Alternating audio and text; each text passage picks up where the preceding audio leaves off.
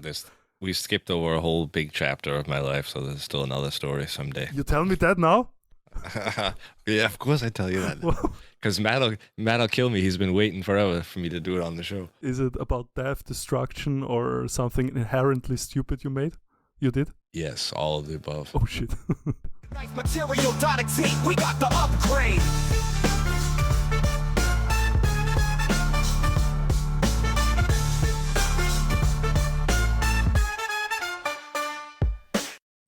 Episode 1 of the knifematerial.at show with my first guest, Benjamin Kamon.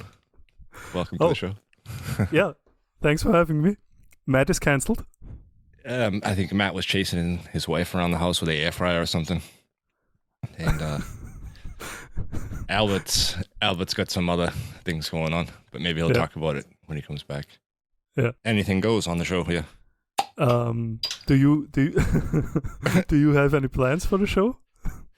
Yeah, actually, I got a couple of things I wanted to talk to you about first. You just had Domestil Chef Invitational, right? Yeah.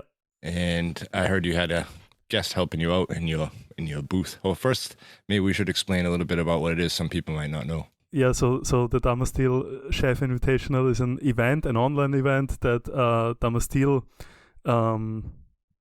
makes, how do you say it, holds, where you can apply and then you buy steel from them, make kitchen knives, and it's a big advertisement for them, and you get the opportunity to connect with your customers, sell knives and all that, and so that's the whole deal. And since it's an online show, you have your own booth, and you can talk to potential customers or other knife makers there, but you should always have something to entertain your guests with if you're busy, because during the show you can join different channels. Maybe you're on the main stage where the Knife Talk guys are talking to them and all that, and you shouldn't leave your booth empty. So that's why I asked Martin Huber to be my co-host, so to say, in my booth, and it was pretty funny. Yeah, so when you say booth, it's kind of like you're in your own, you got the camera on you guys sitting behind a table, I'm guessing, with your knives, and people can come into your room, I guess. It's not really anything live, it's all exactly done by video. Yeah, it's online. It's more or less like a separate channel within a podcast, so you can join those channels. They call it booth, so I call them booths, but really they are channels, I would say. Yeah. Chat rooms. Chat rooms, If exactly. anybody still remembers that.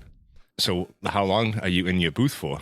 Like the camera's just rolling for like a couple hours and people can just come in at any point, or do they have to like send you some kind of a invitation request or something? Yeah, exactly. No, that's the case. So the event goes for a certain time. I think it was 2.5 or 3 hours, where they have certain events planned. So first is introduction, and then at a certain point they will give out their awards for best in show and all that knives. But other than that, you're in your booth, and then people can apply to join the channel if they want. But there is a chat room, like a written text chat room, going on parallel always. So there is where people just randomly can join, but they also can join with webcam and mic. But they have to apply for that, and I have to invite them in, so to say. Because otherwise, imagine if some people are motivated and 30 people are, spamming your channel, that would be a little too much. Even though I would say I was surprised how many people can actually be in such a room. I think we were either 8 or 9 at most at one point. So Fingel was there, Isas, Medjan, Jonas Jonsson, Hudson Torrance, Evan. Yeah, a bunch of guys were there simultaneously, and it worked out. It wasn't too crazy with talking over each other and all that. It was nice. And how did it work out with Huber? Did he said he was going to sneak in some of his knives when you weren't paying attention? No, he wasn't actually. I mean, I don't know. I wasn't there for a few minutes overall, so maybe he sold it, but no. He even wore one of my shirts. So I was very happy with that. Does that video exist somewhere, or was that only live? No, I think that's only live. Fuck! I should have taken a picture. Yeah. Flyers for the knife show Austria. Yeah. Fuck.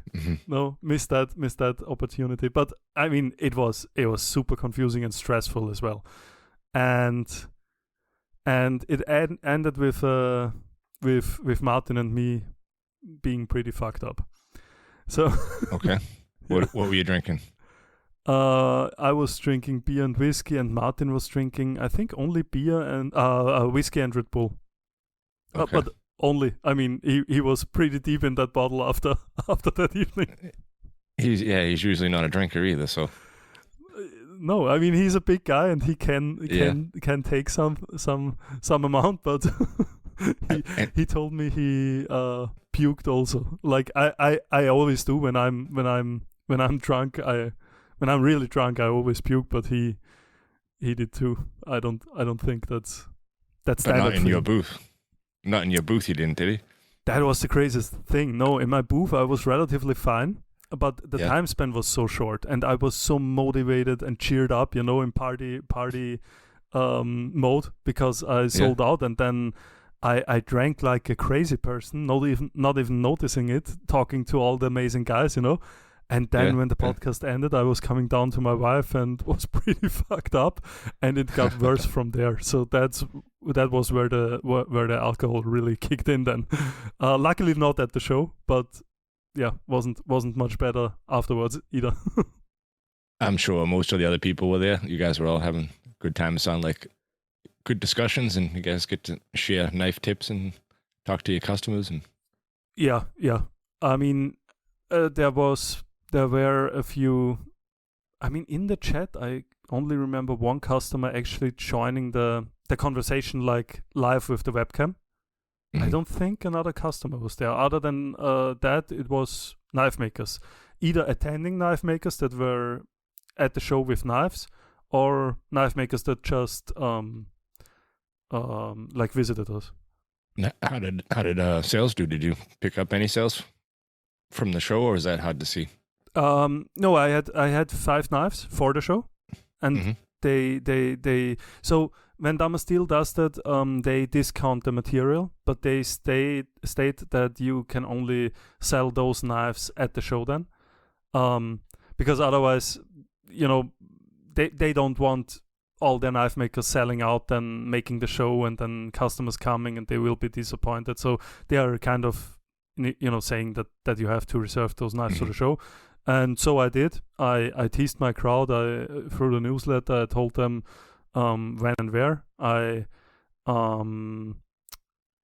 took applications in up front, and then I at the show, first come, first served, and that's how I sold them. Mm-hmm.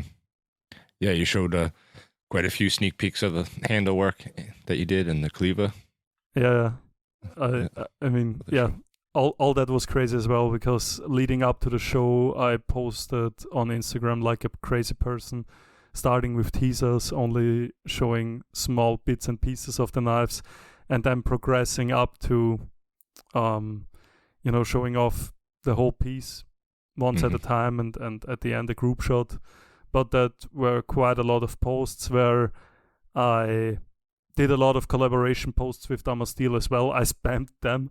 I mean, every post I had in regards to Damasteel, I just invited them as a collaborator, and I told them, accept or not, I don't really care, but I think, the more you put out there up front, then the better. Definitely, yeah.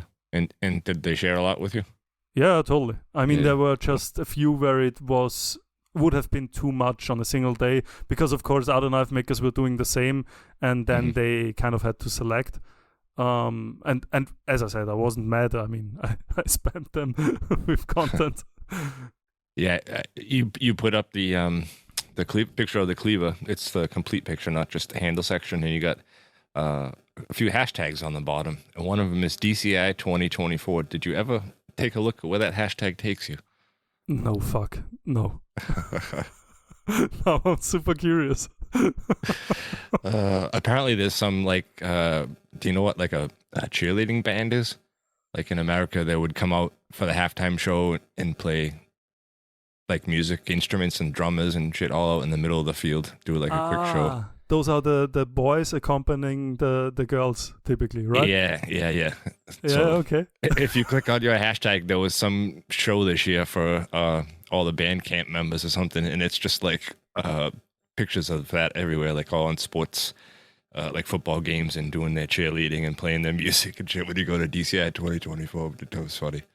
I'm just in it, and it's nice. Good to know. Like I think I will delete pages that after hashtag. page after page. No, fuck it. I'll leave it in. Leave it in there. It's a nice little Easter egg. I mean, yeah, stupid. I should check my hashtags, right? Dude, I think I got some kind of a message that they're not going to be allowing hashtags anymore. They're getting rid of them. Did you get something like that from Instagram? Possibly, but I mean I didn't see it. But I never understood them anyways, because I always thought, and maybe that's the old man in me, but I always thought, why not have a standard search function like Google does or any other search engine? Yeah, it seems much easier, huh? Yeah, I mean, and they never really work anyway. Because half the shit just gets lost. It depends on who you're looking at and who's looking at you. Just like what would come up on that page. That's true. For some reason, the DCI 2024 is the only one that came up that I know of that came up the same for both you and me. So apparently, yeah, Bandcamp's a big thing somewhere.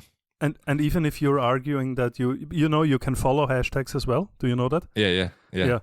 And that's what I mean. But sometimes half the posts you don't see, and if you talk to somebody else, they see a completely different set of posts under the same hashtag or in different order.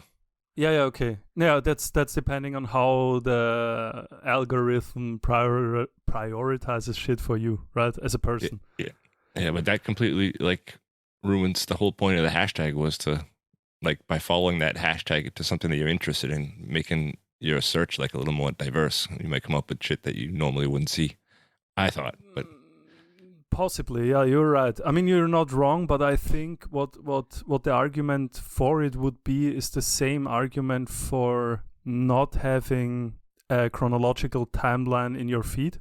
You know, everyone complained when they stopped having that, and they complained because they people weren't able to see all the makers anymore because Instagram was selecting for them what they would be interested in, right? That was the complaint. Right, yeah. But I think, I mean, and I think I'm not the exception in that. I follow, I think, 1,500 people or something like that. If Instagram wouldn't select for me, I wouldn't see all the posts in my feed from other makers I might be interested in genuinely. Wouldn't see that anyways. And the huge problem with having it in chronological order is that people back then were hacking the system by just spam posting like me. Just putting out 10 posts a day, and then the probability for them being seen was way higher than for someone else. Whereas now, I mean, it's now it's not perfect now either, because Instagram selects for you, and that's not best quality often. But yeah, I think it's still better than chronological. And I think with the hashtags it's the same. It will select what it thinks is what interests you most, right? I would think. And then it interests you without you even knowing it. It's like subliminal. But I didn't want to get I didn't mean for us to get away from the Domestil Invitational, because you actually got an award along with a couple other people that were on this show once before, but I can't remember all of them. I know that Eric Gullickson got an award. Exactly, yeah. Do you remember for what the title was or the category? His title, I don't remember. I would expect something like Best Forge Knife or something like that, because he had a crazy construction with, you can imagine it if you haven't seen it, like a full tang knife with a bolster, but the tang then being bent in an S shape. If you were looking at the spine of the knife, the tang would have an S curve to it, and on the concave sections of that S was a wood scale inserted, but on the opposite side. So upper part of the S was it was on the right side, and lower part it was on the left side. And it was a pretty cool and creative approach. And yeah, I think he got an award for that, but I don't know the section category. Or, the category. No, in your category? Yeah, cleaver. You also got best cleaver. Yeah, but I mean, I said this before. I had a podcast with Feder as well, and he will release his soon. The category, I don't mind too much the award from Damasteel, because, I mean, it's people vote, but selling out is the big thing. That's an award. Part. Selling out and maybe reaching some new customers. Possibly, that you haven't reached before. Yeah.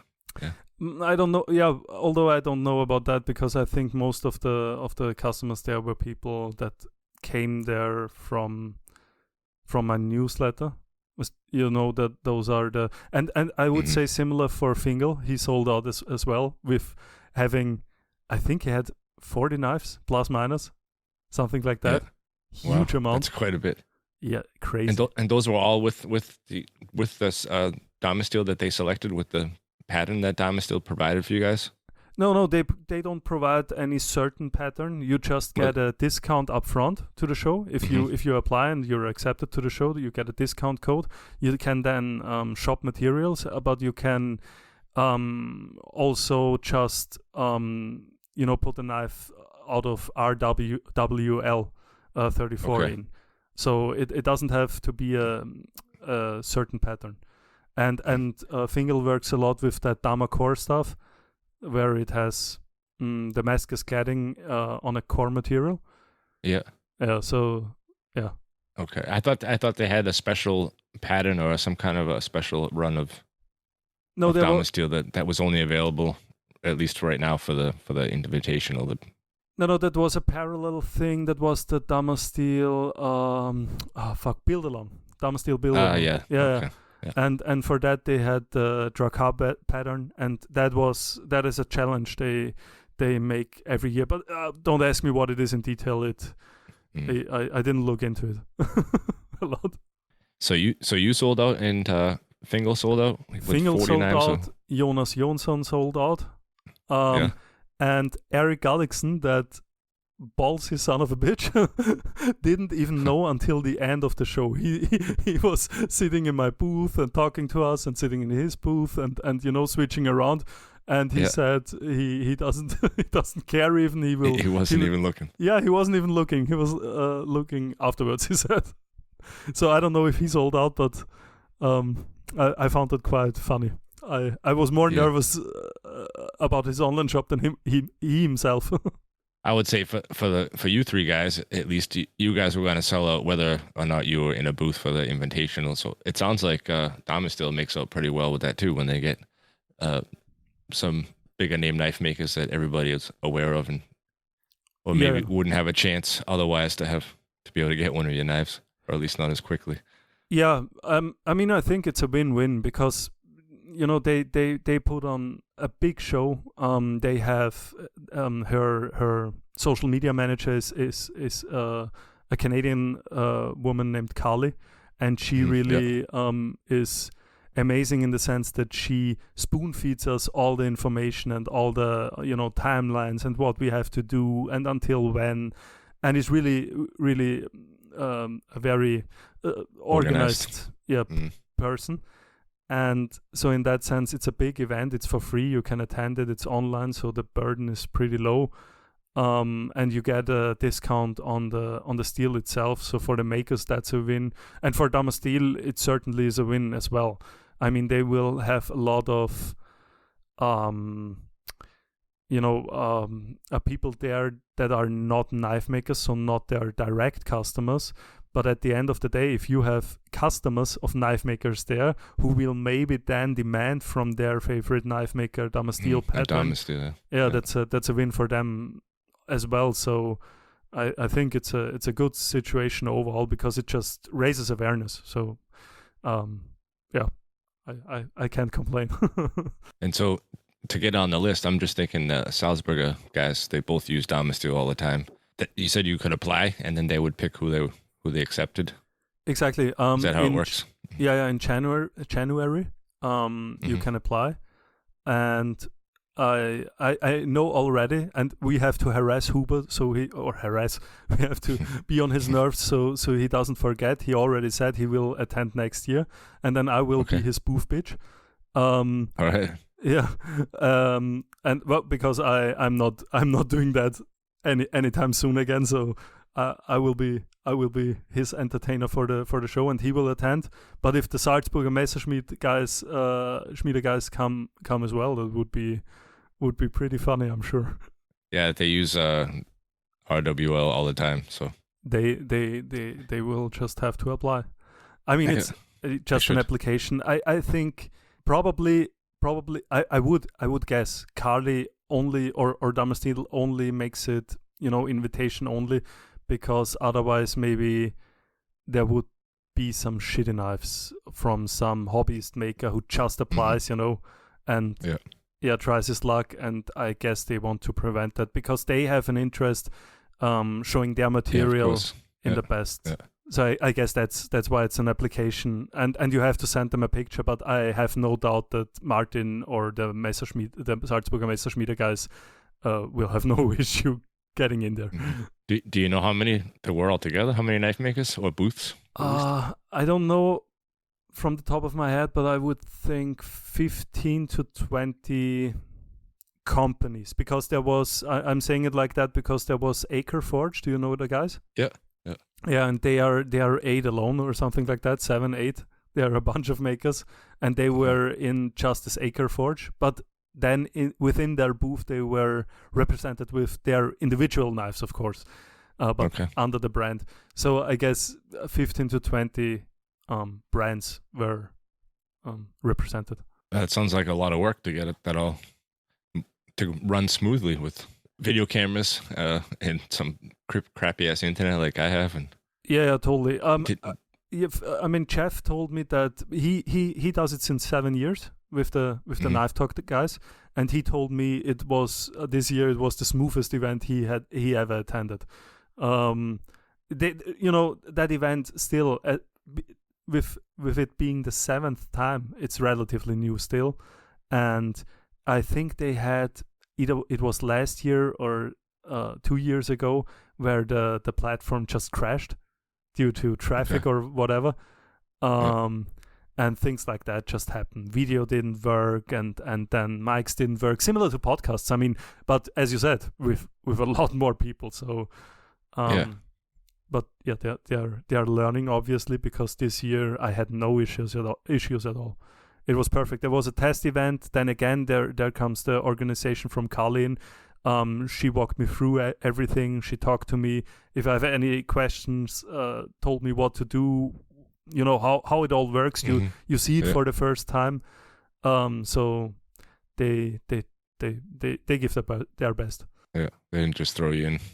No, everybody figured out why you're doing it. Yeah, that sounds like quite the event. Yeah, it was fun. But the next day wasn't. Fuck. Well, you didn't have to drink a liter of vodka, whatever you guys were drinking. Whiskey and beer. Whiskey. But, yeah. I don't intend to do that again.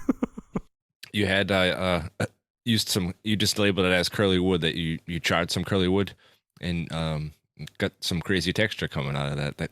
That looked really, really interesting. I never heard of the charring method before. Oh yeah. No, I mean it's not too uncommon. Do you know Vachon knives or Vachon knives?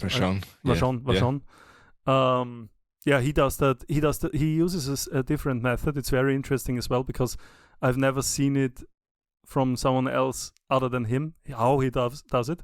He heats up a bar of steel and then puts the handle on it and then lifts it up and then changes facet and puts it on the next surface, and he chars it that way. But other than that, the charring of the handle material is relatively common, I would say. I mean, not something super exclusive. But how the grain came out with this particular handle, that was pretty nice. Yes, when I've seen charring like that, I thought they used it's like a rubber wheel. It has a lot of like rubber, like a brush, I guess you would say, or a bristle, and they run that in between the softer grains after it's been charred to get the surface to lift. Yeah, I mean, you can theoretically wire brush wood to show its texture. I didn't have a lot of success with it yet. I know pipe makers seem to do it. At least I've read about it, but I've never seen how they actually do it. And when I tried it, I never had much success. What works way better with burl wood is to bead blast it. So when you bead blast Amboina burl or desert ironwood or African blackwood, for example, it will bring the grain out, I would say. Not it's and it depends on the wood as well. It doesn't work with walnut burl, for example, because the area burl, of the grain is too big. I believe. Yeah, I don't know if it's the grain itself. It seems like if you sandblast it, because I tried it, it almost seems like that what you perceive as the burliness of the wood is just discoloration, and not an inherent difference of the hardness of the wood. Whereas with desert ironwood, the burliness you see are actually different densities of wood, which is why they react differently to the bead blasting. Same with Amboina burl. But if you would bead blast walnut burl, for example, it would just bring out the normal wood texture, which has no relation to the burliness, or how do you say it? The visuals of it. Yeah. It's kind of like the reverse of what you want. You're getting exactly. Yeah. The burlap section is just getting cloudy and discolored. And yeah, totally. Yeah. It doesn't work with walnut. And with stabilized woods, I don't have good experience either. The stabilization just makes the wood uniformly very hard. And I think that's how the bead blasting can't wear off certain softer grains of the wood, and then can't express a texture, of course. No, it came out really good, and especially when you got a curly wood, it just adds to the depth. Yeah. You see, it was curly wood's really hard to photograph. Yeah, totally. I mean, I have a lot of pictures where you can barely see it, but in real life you see it very, very clearly. And so I selected for the pictures where that is best represented, I would say. But it depends a lot. I mean, even if you're not texturizing it like that, curly woods always look way better in reality because of the chatoyance.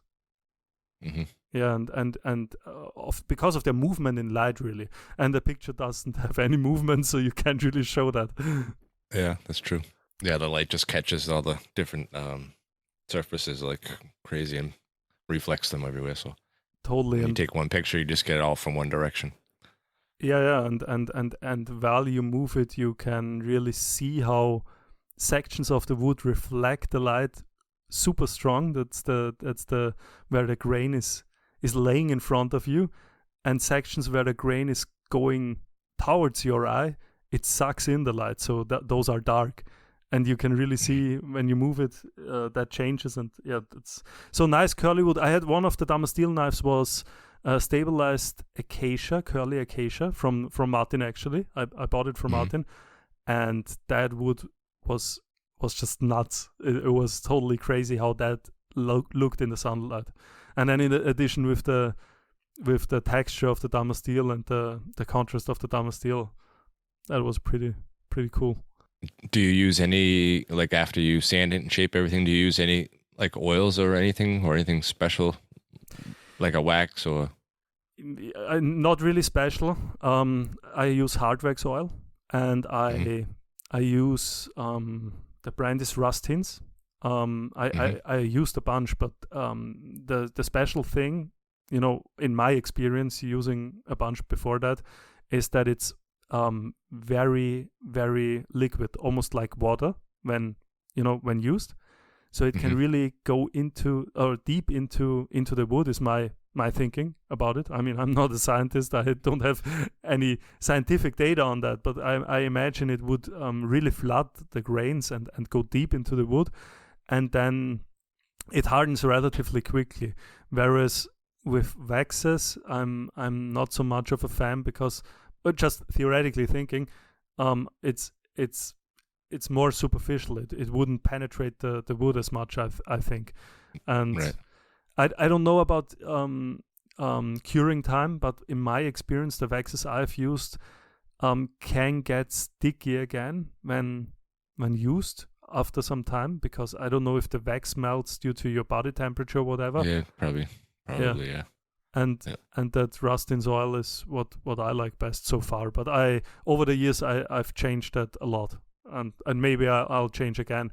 I've recently talked to Marco Gulliman. He uses some 2-component linseed oil I've never heard before.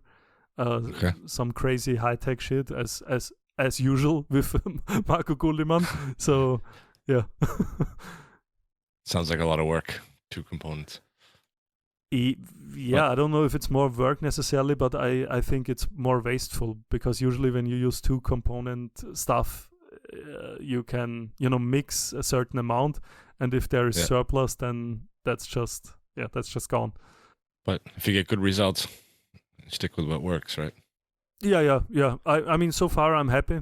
The downside of hard wax oils or waxes or those linseed oils and all that is that they have a certain wear and they need maintenance. The positive is compared to some how do you say it, lacquers or no, fuck, what's the word? Yeah, lacquer. Yeah, okay. I thought liquor. Yeah, some liquor. Yeah, no, lacquers. Is that they can chip off and they can't really be maintained without grinding them off completely, right? If they ever get damaged, whereas those hard wax oils are easy to maintain, but you have to maintain them. That's their biggest downside, I think. They can be maintained. That's a positive, but they have to be maintained also. So, but at the end of the day, since we're talking carbon steel kitchen knives most of the time, with the exception of Dama Steel, I think that's all right, and my customers are used to it. And as I said, at least they can maintain it themselves, because I wouldn't want my customers to grind around on my handles after a few years and try to put on a new coat of 2-component epoxy or something like that. Imagine having to getting those back and having to redo them all the time if you did that. Yikes. It's like have you ever heard of the crazy glue finish? Oh yeah. That just sounds like way, way too much work. I've never tried it, but I mean, I've had a piece of wood where you have like a little pinhole in the burls or something, and you fill them. Just the contrast it like sticks out. It doesn't look bad, but it's just this one little super shiny dot. Yeah, I mean, in that case, you can see it because it's so shiny. But if the whole handle is finished like that, the effect is crazy. I mean, super nice. But I never tried it either. But what I imagine is it must be so time consuming, because I think you can't use an hardener, because every time when I use those hardening sprays. It gets white and cloudy. Mm-hmm. Yeah, so I imagine you can't use that. And if you have to have it dry on its own, since the coats are so thick, I would imagine it takes a long time. Yeah. So, yeah, I don't know. I'm a fan of the result, but not of doing it. Of the actual work. Yeah. I hear that. But I never tried it either. So that intro song you heard today. Yeah. Have you heard the full version before? I don't think so. So I have I had this AI program that I was messing around with that made music and make songs for you. You could put in like who you wanted it to sound like or what genre. Yeah. And I just put in just started writing down a bunch of stuff that I have on my website, and it came out with this rap song about Apex Schultzer and Gator Piss, and I thought it was pretty funny. So I've actually had it as a little hidden thing on my website for the last few months. If you are looking through my website, at some point on the right-hand side, a little small black speaker will just show up out of nowhere after a while. And if you click on it, you can listen to the whole song. I was on your website recently, and I didn't notice that. Will it show up on the mobile version as well? Yeah. Damn. I probably clicked it away or something. So I've only had one person one time. Somebody wrote to me and was like, "Oh, I just went online to order some material. I was surprised by some kick-ass dope beat or something." I forget what he wrote. I thought it was funny. Nice. I mean, that's you should actually maybe compose. What's your actual song? Who made that? That's an AI, that little piece that you hear. Oh, you mean the one on this podcast? Yeah, on this podcast. On this podcast, it's just a clip from like a royalty-free music place. Okay. So you didn't have connections to a band or something? No. Yeah, no, but the AI has some use cases, I guess, already. Yeah. Yeah, definitely.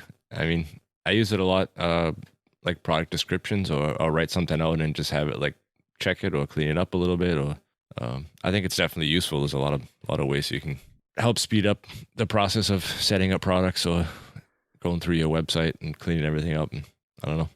Yeah, I mean, I didn't ever have a practical application so far. I tried to at the first when I tried to design my merch, I was thinking, using a picture AI and just typing in a bunch of stuff, skeleton licking a kitchen knife and all that. That didn't work at all. And I tried several AIs, but that looked so shitty. Yeah. Like the people, the skeleton comes out with 7 fingers or something, and just stupid shit. You can always tell that it's an AI picture. Yeah, but that would be fine because I can always manually edit that. But stylistically, it just looked so boring. It was just like the drawing of a 5-year-old. Except for smooth lines. The lines were smooth, but other than that, there was nothing to it. So, and I have a bunch of programmer friends, and they think it's pretty hyped up. They say for programming, they can't they can't confirm what is said in the media, that it will make programmers obsolete or something like that. They say it's so shitty that you oftentimes spend more time correcting what the AI put out than programming it properly in the first place yourself. Yeah.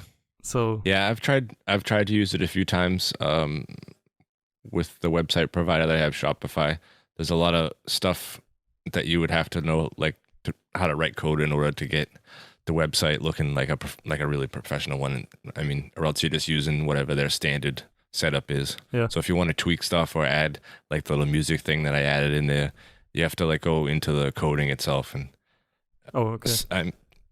I mean, it gets you close to.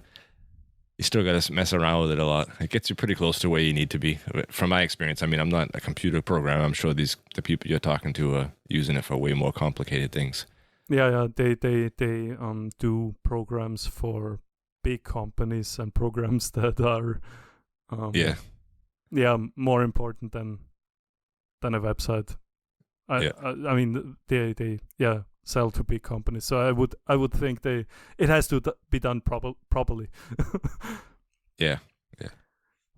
Dude, did we ever talk about you? Because I mean, dude. Yeah, I'm boring. What do you want to talk about? Yeah, you always say that, but I think people are curious to get to know you better. They want to know who the real Keith Colby is. Yeah, you are so silent, and as we said, I mean, I think we said that when you were not here one time, but you have a certain stare sometimes. Uh, you said something like you thought I was either gonna kill you or. Yeah, exactly. No, I don't know. You just learn a whole lot more with your mouth shut than you do with it open. So, you said that last time. You prepped that sentence just so people are not worried. I didn't know you were gonna ask me. Yeah, I didn't know either, but I'm curious because I don't know anything about you other than that you were born in America, I think, or at least grew up there, and that you're from Boston. But other than that, I don't know anything.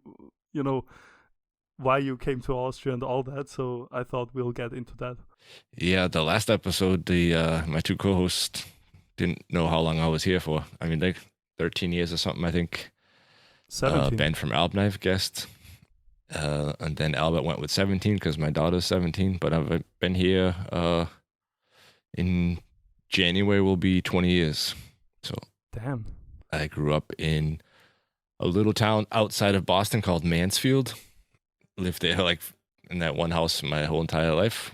Went to regular high school, did all right. Like most knife makers, just made it through.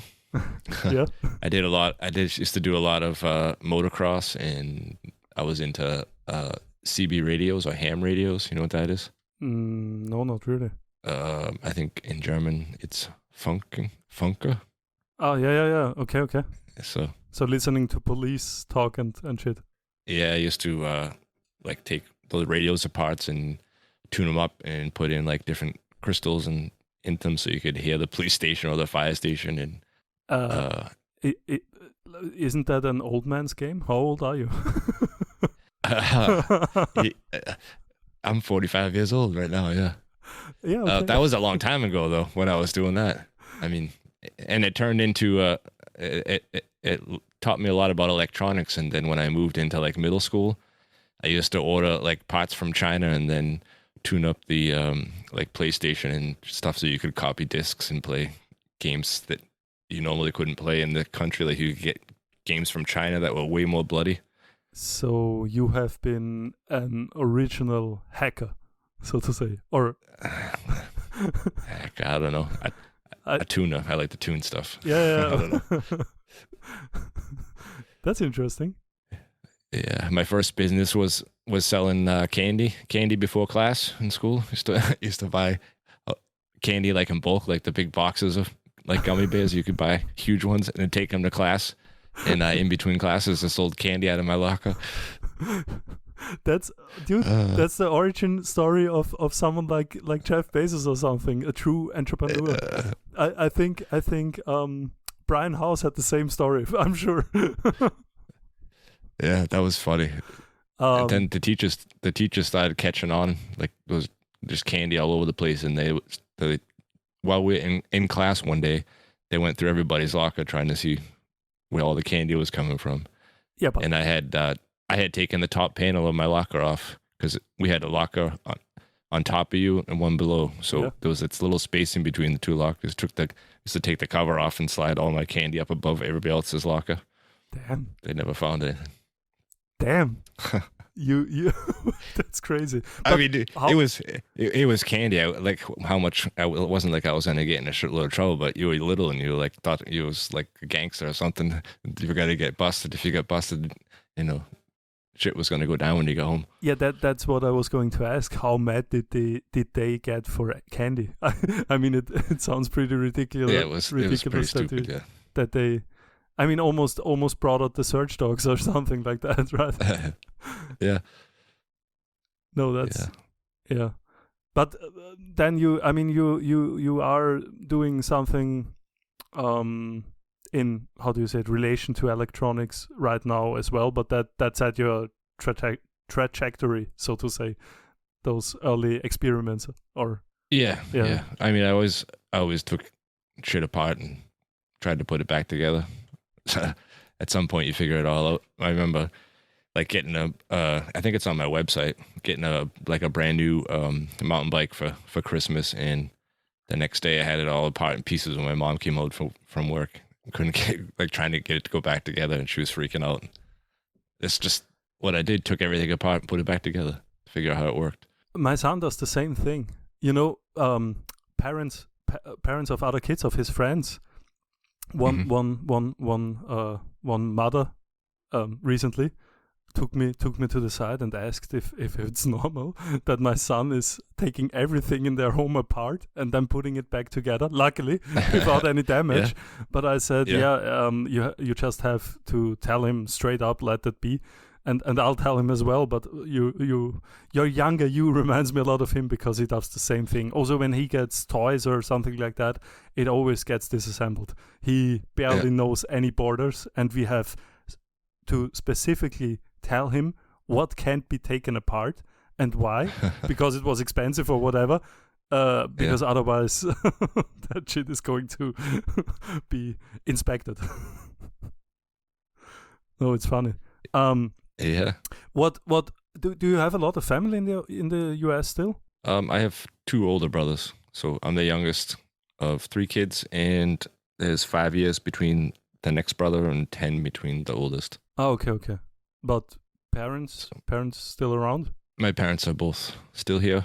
They live in Cape Cod. They retired and sold the house that we grew up in and moved to Cape Cod. That was a place that we went to vacation to like every year when I was growing up. So we had a little vacation house that we rented on a lake. And when my parents were about to retire, it just like happened to be that the next door neighbor was selling the house from the house that we always rented when growing up.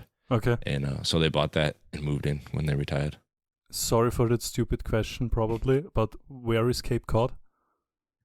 So Cape Cod is in Massachusetts directly on the East Coast, like right on the ocean. So if you're looking at the map of the US on the East Coast, it looks like somebody has their arm out making a muscle. And that's right at the like bicep of that hook is Cape Cod. But pretty north then, right? Massachusetts is pretty north up there?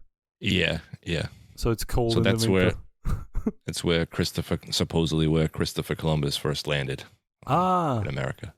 That's so something you can I go could have you known. can go see that rock where you can go see this big rock where supposedly he ran his ship up against and when he landed on America. Funny. Yeah. I wonder if it's true. So long ago. A lot of crazy stories. Yeah. Interesting. But a nice spot. Yeah, so just but fucking cold in the winter or It's just the same as it is here in Austria. Yeah. Okay. Same weather. Nice. So like the next state up above us is New Hampshire, Maine, and then you're in Canada. Okay. But it's still a long way. It's still probably like a 10-hour drive, 12-hour drive before you got to Canada from where I grew up, even though I'm way up on the northern East Coast.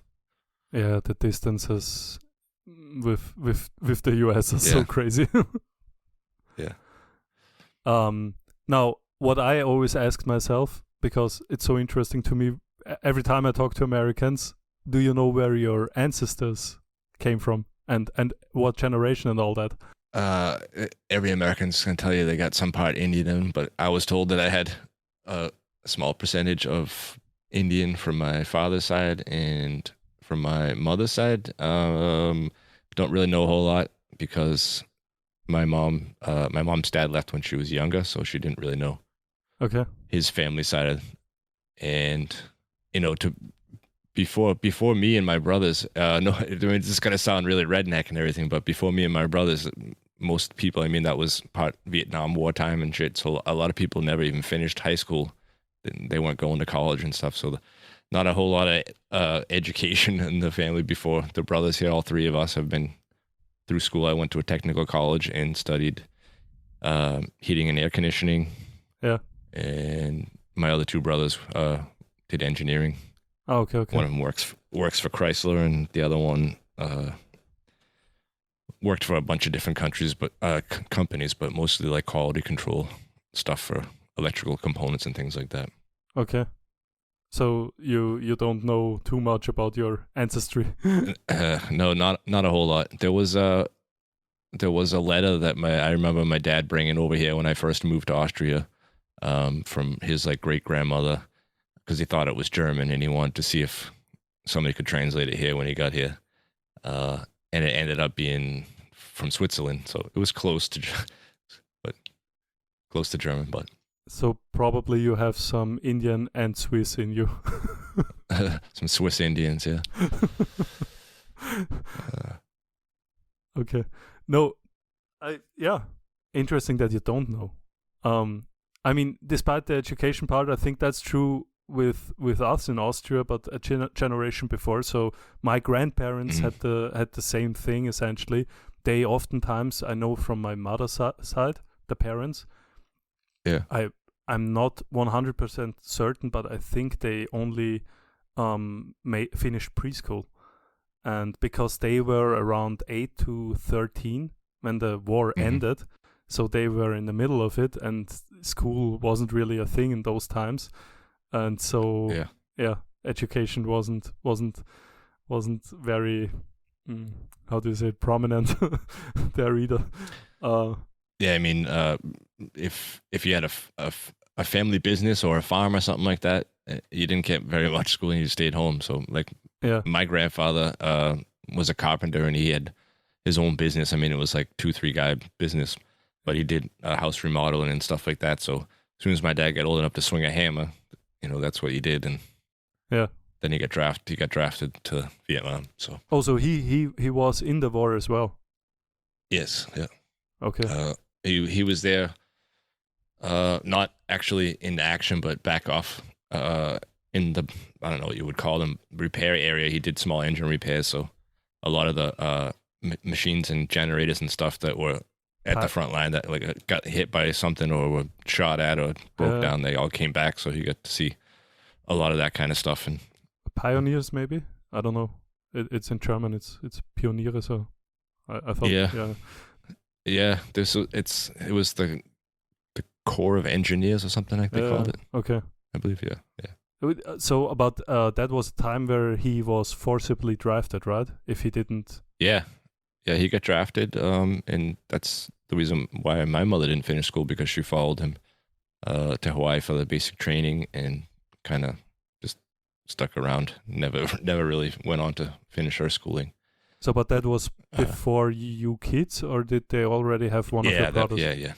Okay. That was beforehand. The first brother came out, I don't know what day did the war end. That's when he was conceived, I believe. Okay. Party time. Yeah. And it just so happens I was born in 79, and 9 months before that we had the biggest blizzard in the East Coast. There's pictures of it with like crazy, like the street like plowed or shoveled out, but cars would drive by and you couldn't even see the car. There's so much snow, like trucks and shit driving through these tunnels of snow. I know who plowed that day. Yeah, everybody, all the parents. Yeah, I mean, it was cold. You have to, maybe the power went out, right? And you have to cuddle with each other, and then things happen. Keeps happening. Nice. That's interesting. Yeah, where did you meet your wife? That was something. I think you talked about it. I don't know if I forgot, but I don't know if you. I'm not sure if you told that to me, or if you said it on the podcast, so I thought I'll ask. I forgot anyways. Yeah, I don't remember what I said on the podcast anyway, but I was in my apartment in North Attleboro, which is a part of Massachusetts, and I was getting ready to move out into a different apartment, and I had like my computer running at that time. America Online, which only the US guys will probably know, was like this, one of the early forms of it, like chat rooms. Yeah, we know it here too. Yeah. Okay.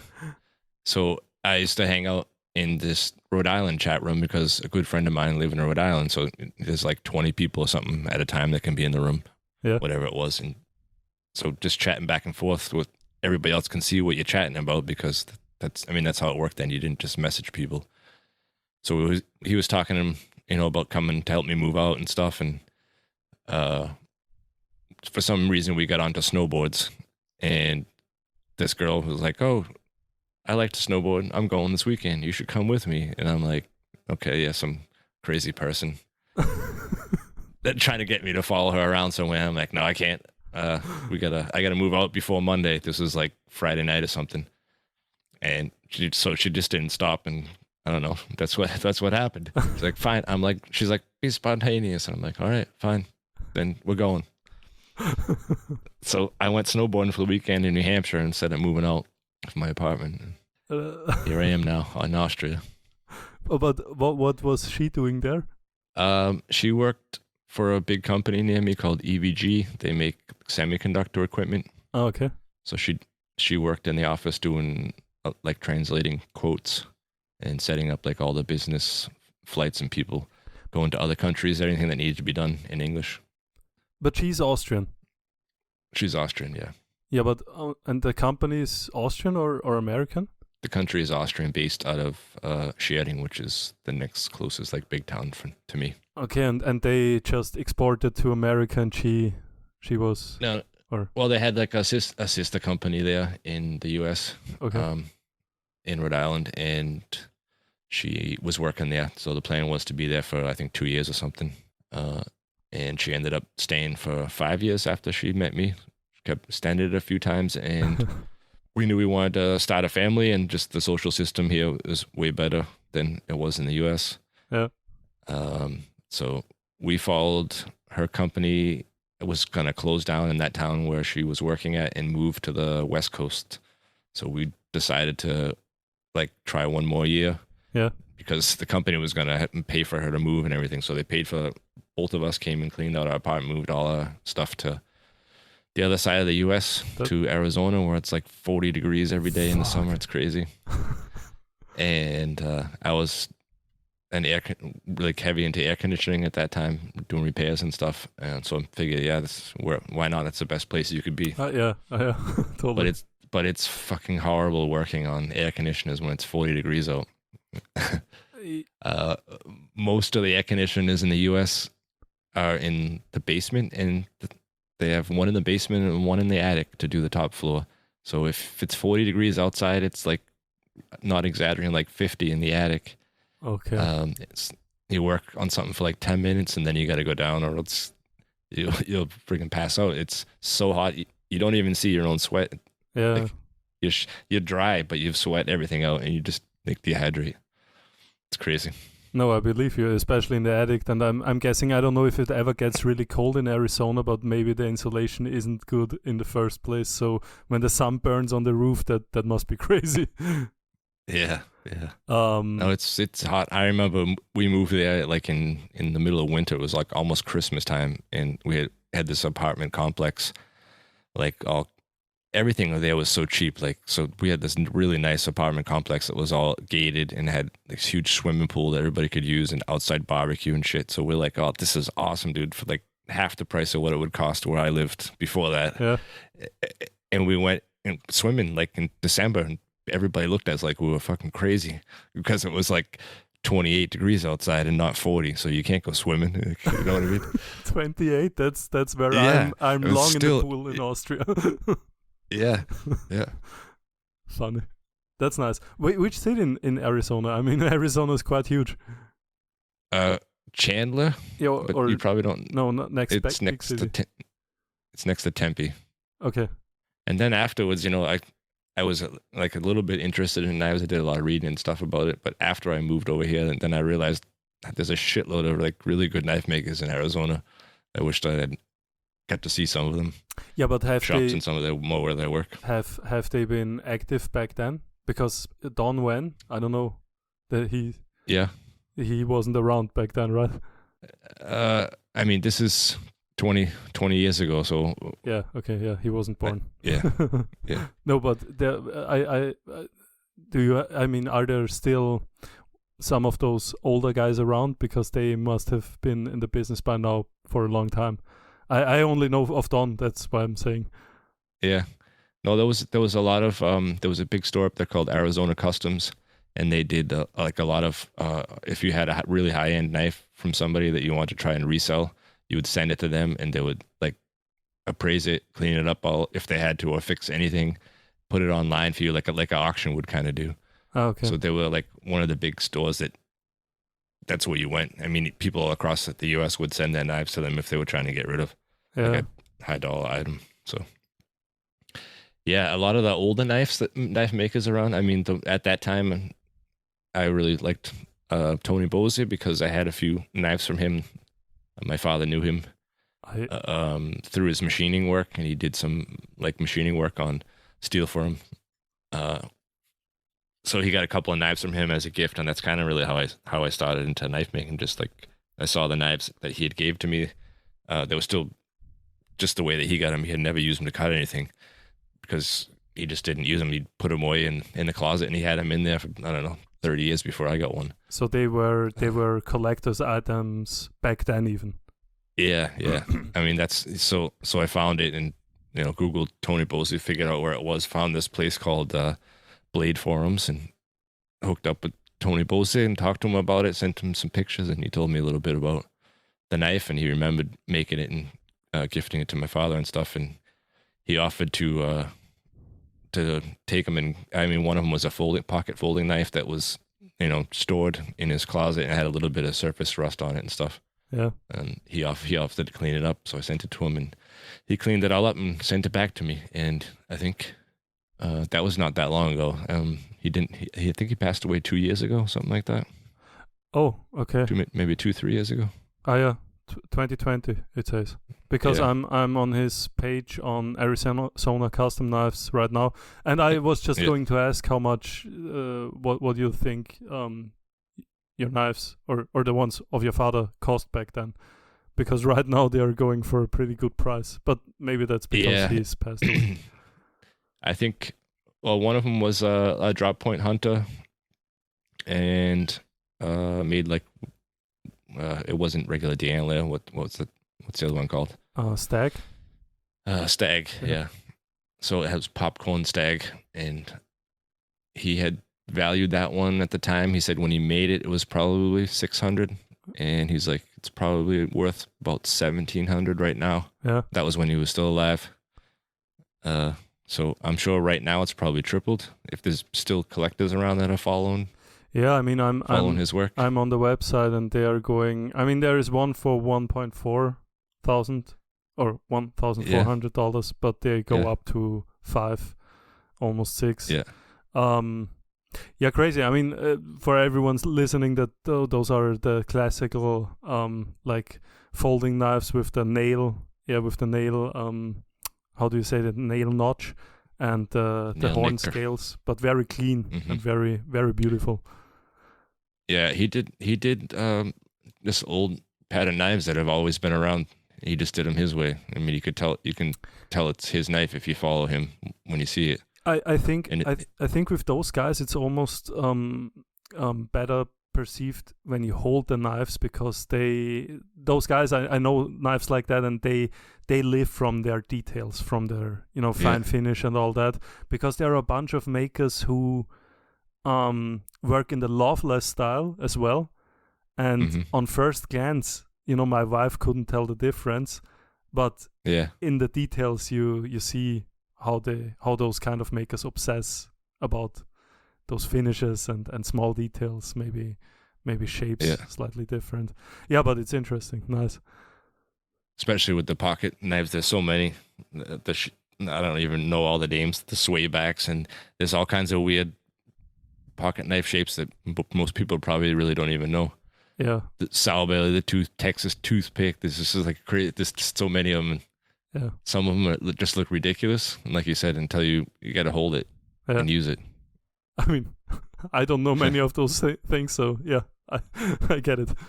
But I thought you were really into pocket knives. Or you more into the modern pocket knives? Yeah, I would say so. So the tactical folder, you would say. What I love, I recently, I think Alan Elishewitz, do you know him? Yeah. Yeah, he posted of him. Yeah, of him. Yeah, that's what I mean. I only know of him as well. Yeah. He posted a knife today that looks pretty cool. I mean, it's a pretty, for lack of a better word, loud design, in the sense that it's a lot of colors going on and sharp transitions, crazy shape and all that. Looks like a fucking spaceship, but it also looks very nice to me as well. Those classical folders I can appreciate, like an old house. I like it. I like looking at it, but I wouldn't want to have it that much. Yeah. Yeah.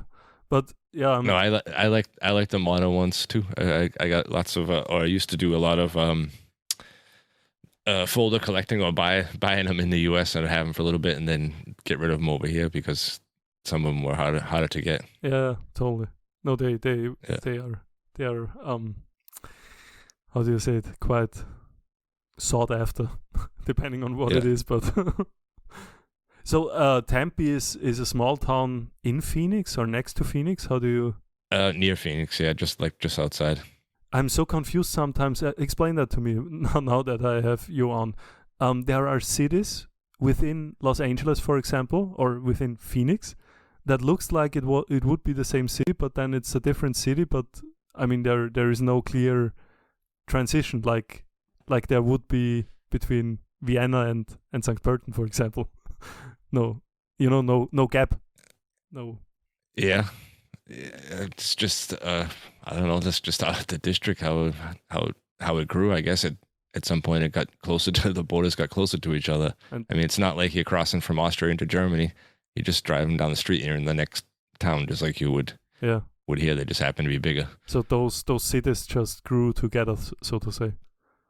Yeah. Okay. Because it always it confused me when someone referred to a certain city in Los Angeles, and then I looked it up in the map, and I was thinking, well, that's Los Angeles, right? Yeah. Like Pasadena. When I look on it right now, it's yeah. No, okay, now I get it. So I would say you lived in Phoenix. Yeah, it's easier. Totally. Did you ever travel to Mexico? Nope, I've never been to Mexico. Okay. Never been to Canada. Okay. Only US and Austria. Yeah. At the time when all my buddies were driving to Canada, I was working. I started working when I was like 15. I worked for a skiing place at like a warehouse doing all the snowboarding stuff, inventory and tagging them and doing displays and shows and shit once in a while. And really got into snowboarding for a while there until you get old and your back starts hurting if you sleep wrong. So snowboarding's not really a good idea. Yeah. Unfortunately. Sitting in the cold snow all day, being wet on your back. Yeah. Nice. And when you fall now, you feel it for a couple of days. Yeah, I can imagine. If you don't hurt yourself really bad. So yeah. So your friends went to Canada skiing or snowboarding, or was there a partying? Do you do that? Partying in Canada? Yeah. Really? Of course, yeah. Yeah. Why? Quebec. I don't know.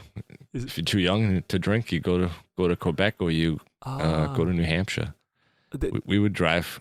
We used to drive to New Hampshire because, well, this is different across all states in the U.S., but where I lived in Massachusetts, they weren't allowed to sell alcohol on Sundays. So being a kid and not being able to plan ahead on Saturday, all of a sudden there's no beer left for the next party. You would drive like an hour and a half, 2 hours to New Hampshire because they sold beer on Sunday. You'd come back. But were you allowed to import it, or was that prohibited as well? I think like a certain amount. It's kind of like when you're flying, like one case of beer or one bottle of whiskey or whatever. Okay. With no problem. Yeah. But so they had, so to say, they had prohibition on Sunday. Yeah, they knew it. They would profit off it. Like as soon as you got over the border into New Hampshire. I mean, again, the border, you're just driving down the street. It's not. We didn't have like border crossings and they checked IDs and shit. It's just all of a sudden you're in the next state and on the side of the highway, the first thing you see is like this huge, gigantic liquor store, like the size of Walmart. And of course, there everything is super expensive. But yeah, I get it. I just I just confused New Hampshire with maybe being Canada. I thought, but it's US. Yeah, no border control, of course. No, but so you go to Canada because the legal drinking age is 18 or something. Prostitutes, drinking, everything goes. Oh, so Canada is the cheap brother of Mexico, so to say, the northern brother of Mexico. Yeah, and it was way closer than, at least from where we grew Yeah, up, of course. than driving to Mexico. I didn't know that stereotype existed. I always thought the US guys were driving to Mexico for all that shit, but I never thought that Canada was an option for that as well. Yeah. Nice. Oh, very interesting. No, so yeah, and after Arizona, after 1 year of Arizona, you decided to Yeah, I said it's way too fucking hot. I didn't want to deal with that anymore. So I'm like, all right, if we're going to Austria, let's do it. Have you ever been before? I moved here in 2005, and I came once before in 2003 with her to go to Rock on vacation with my wife. Yeah. To go to Rock and Park. Yeah. Okay. So you've been there for how long? That first time? I think the first time I was here 2 weeks. Okay. And then then 2 years later we moved here. How big was the culture shock? I mean, how old was I at the time? I think 23. The first time I came here. Yeah. Something like that. Yeah, it was, as a young kid, it was awesome. I mean, you came here and went to probably the biggest concert around in this area, or to Rock and Park. It was just like a huge party, and everybody, I mean, you're like this. I don't mean the center of attention, but everybody's curious, and they hear you talking English or something. Everybody wants to try and practice the English. So a lot of drunken conversations and learning to speak all the swear words in German and say stupid shit. And I don't know, you're just like a young kid. You have no idea, but it was fun. Nice. It was fun. So no real culture shock at all, really. I mean, not of negative. Course. I mean, the food was different. The cars suck. They're way too small. They're not loud enough. Everything's expensive. Manual drive. I mean, yeah. I mean, I was into cars a lot too, so I always drove standards. So it was fine. Oh, okay. Yeah, but you're the exception almost, right? In the US, isn't it pretty dominant, the automatic? Yeah. I mean, if you wanted a manual transmission, you paid extra for it. But I mean, unless you had a sports car, like a real American muscle car or something, pretty much everything is automatic. Okay, but did you have to make a different license when you came here, or did you have a special license in the US already? No, I had a normal driver's license for the US, and when I came here, the only thing I had to do was I don't know what they called this thing. I had to pay somebody to translate it to German, like an official document, and have it notarized. Okay, and then that was it. So because when I talked to the people, I'm like, to get my license, I'm like, there was a motorcycle license part on there too. I don't see this on the Austrian thing. And the lady's like, too bad. Well, if you want, you'll have to get the paper then retranslated and everything. I didn't have my motorcycle license. I just thought if I talked about it, maybe I could get them to just check that off too. So, but it didn't work. Ah, you sneaky. Nice try. So in the US, I never got my motorcycle's license, but I would get my motorcycle permit, which allowed you to drive without a passenger. And you weren't allowed to drive after the sunset went down. Okay, interesting. So the way it works with a permit is like, it's kind of like your trial period. You're testing out the bike and everything, getting ready to take the driving test. And the loophole is, it was way cheaper, and you just had to get your permit renewed again next year. So every winter, you put the bike away. In the summer, I'd go in and fill out the paperwork and get my motorcycle permit and just drive on the motorcycle permit for the next year again. Yeah, of course. So I never really got that. You've been driving for 5 years. Yeah. Training. I mean, that was in Massachusetts. Right. Do you have to wear helmets there? Because I know some states there is no necessity for that, right? There's 2 states, at least that I know of. I mean, there might be more. Rhode Island, which was the next state below me. Yeah. You didn't have to wear a helmet.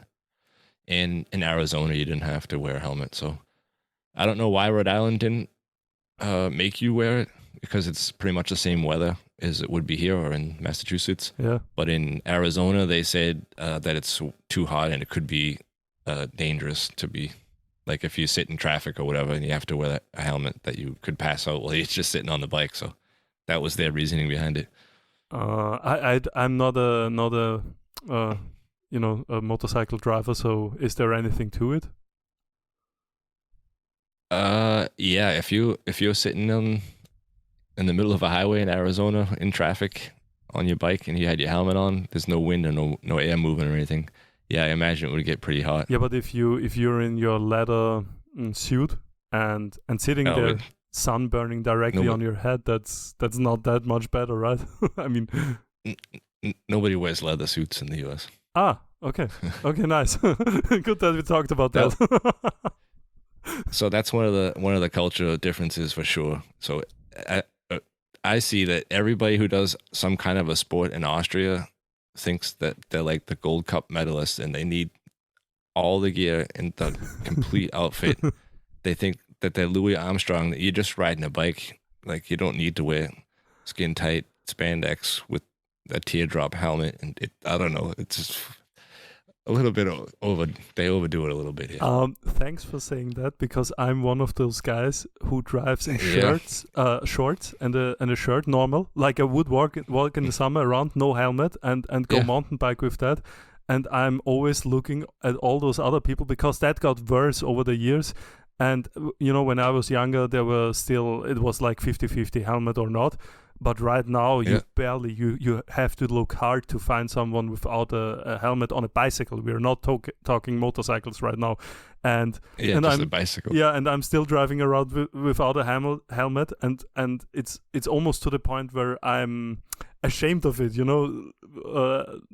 Feeling the looks. You can't stop thinking about it when you're driving around. Who's looking at me? Yeah, but I'm thinking. I mean, it's not that much more risk than running, for example. I mean, I don't even remember when I last fell with the bike, nor on foot, and it can always happen. But I mean, where does it stop? Do I wear a helmet running as well at some point? I mean, I'm totally with you. Yeah. They are kind of overdoing it a little bit. It's ridiculous. I mean, how many people you see falling on bikes?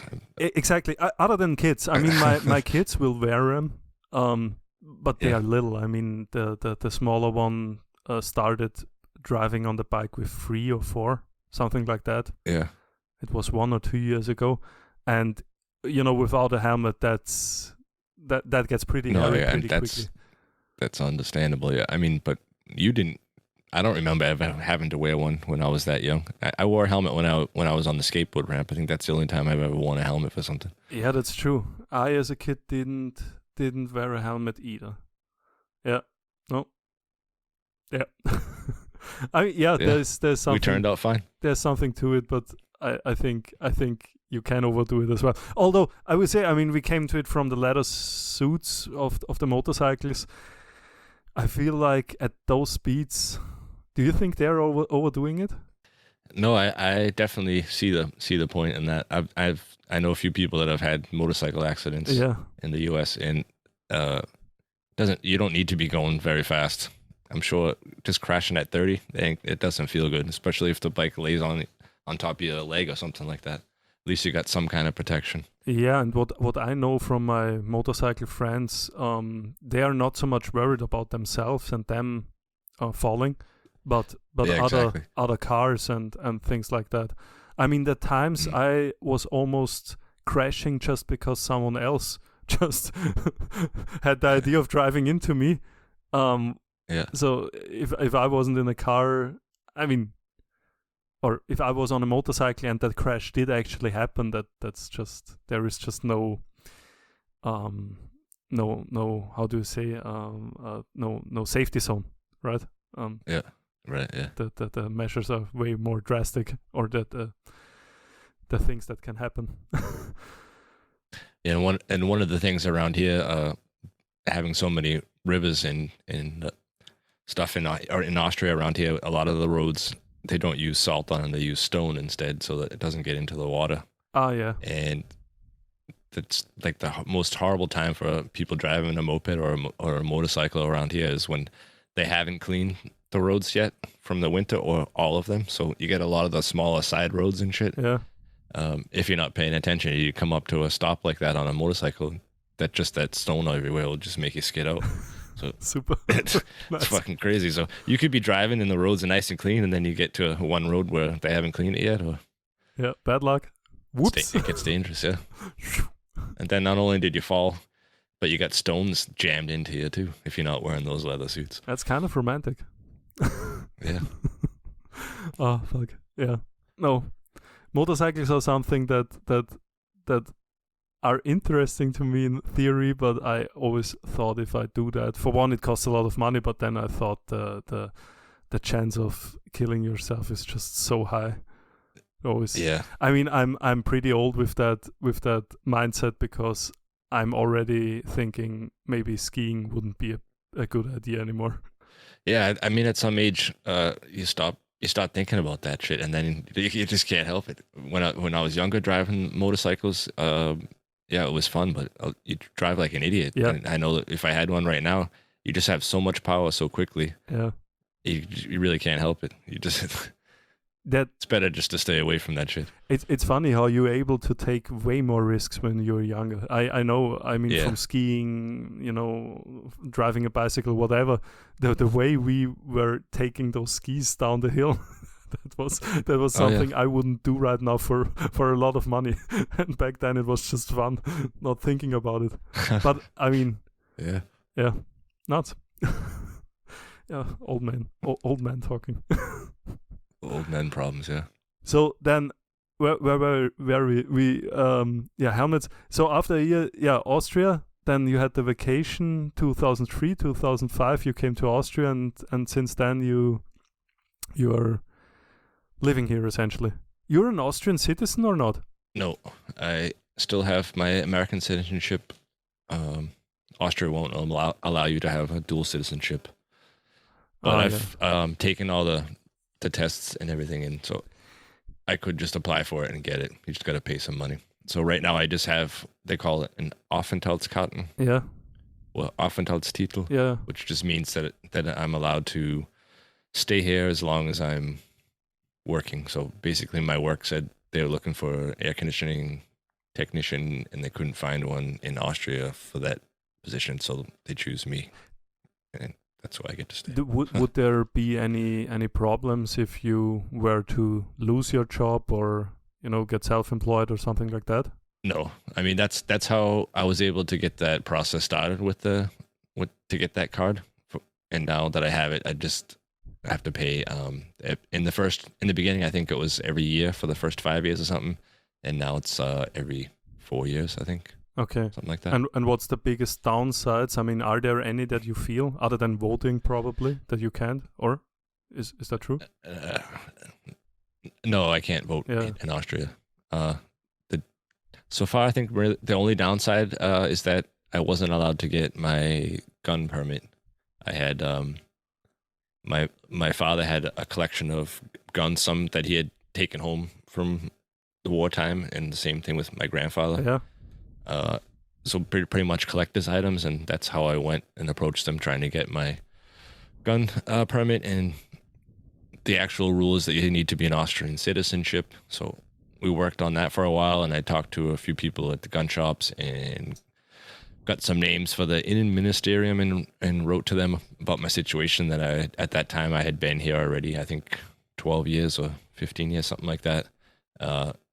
And that I wanted the permit for just collecting, and explained to them that way. The Innenministerium gave me a letter that said, because I've been here for so long without any problems with the police or any things like that, that they don't see any reason why I shouldn't be allowed to. But that's ultimately up to my, what do you call it, to the district here. I think to my town hall. Yeah, you told that story. I remember. Yeah, that's so interesting. I mean, I think the boys said the same thing, but maybe you should just try to apply in a different district, or is it necessary to apply? It's wherever you live. There's that one town hall that you would need to go to for the district that you live in, and that's it. I can't apply for it in Salzburg while I'm living here unless I had an address there somewhere. Huh. Fuck. Yeah, but that's already gone. All those guns are sold or destroyed. So couldn't have your I brothers never looked into it anymore. brothers taken them, or My brothers could have taken them. Yeah. My father. One of my brothers not into guns at all. The other one did some hunting before, but I think he was worried that they were just gonna be sold off somewhere, or okay. he wanted them to go to somebody that would enjoy them, and so he did some research, finding people that would purchase the gun, like know what they're getting and stuff like that. You know what I mean? Yeah, okay. Yeah, I mean, better than them being destroyed. I know a buddy of mine, his father died, and he wanted to get the guns of his father as well. And I don't know what the exact problem was, because he got his gun permit, but I think his father was able to have more guns than the law allows today. Yeah. I think that was the case. Mhm. And so they didn't even allow for the guns to be sold. They destroyed them, which is in Austria. They'll just take them and destroy them. And you can theoretically, and I think some people do that, you can lose them under air quotes, but they will. I think they will be pretty mad and try to prosecute you. Yeah, that was the original reasoning why my dad, he's still alive, but my mother doesn't have a firearms permit. And so he's like, if something ever happens to me, I don't know how many guns he had in the house, and somebody's just going to take him and destroy it. Oh, okay. So they do that in the US as well. They did? Yeah. Okay. Yeah. I mean, I don't know. That's kind of odd. I never thought about that, but I don't know how long it would take until they actually somebody's aware that he's passed away and that he had all these guns, and that if they just come to the house and ask where the safe is, or I don't know how that works. I mean, in Austria, I know from that body that they can randomly control you or inspect you, but not super randomly. They will, I think they will tell you up front, how do you say it? At a certain day, they will. Yeah, they're gonna give you an appointment. Yeah, appointment. Yeah, they're not there just to like raid and be like, haha, I caught you. They're actually there for the safety of other people in the house. So when they call and tell you that, they give you the opportunity to clean your stuff up, or if you don't have it stored correctly, they're gonna tell you how to do it. They're not really there to come in like the Gestapo and take your shit away. You know what I mean? Oh, okay. I mean, in Austria, anyway. Yeah, I didn't know that. I thought it was the case that they will come in and take your shit. But yeah, I mean, I'm sure there's guys out there that do that, but for the most part, from what I've heard, for the people that I know that have guns, they're more about the safety. Yeah, makes sense. Of other people in the house who don't have the card and don't know how to handle the gun, that everything is stored correctly and safely. That makes way more sense, anyways. But I was just going to say he had some time because his father didn't. He died, and then he had time to get the allowance for like the gun permit. But I don't know how long. Yeah, it's a problem. I can see what, especially with you being here and your parents being in the US until you get over there, and then you can't just ship guns. I guess I don't know how you would transport them. That would have been the next problem. How to handle that? I'm sure you'd probably have to mail everything over here and pay a shitload of money. Yeah, I mean, yeah. Fuck, I never thought about that. If you, I'm pretty sure you can ship guns with FedEx, but I guess there would be special. You can't take them on the plane, that's for sure.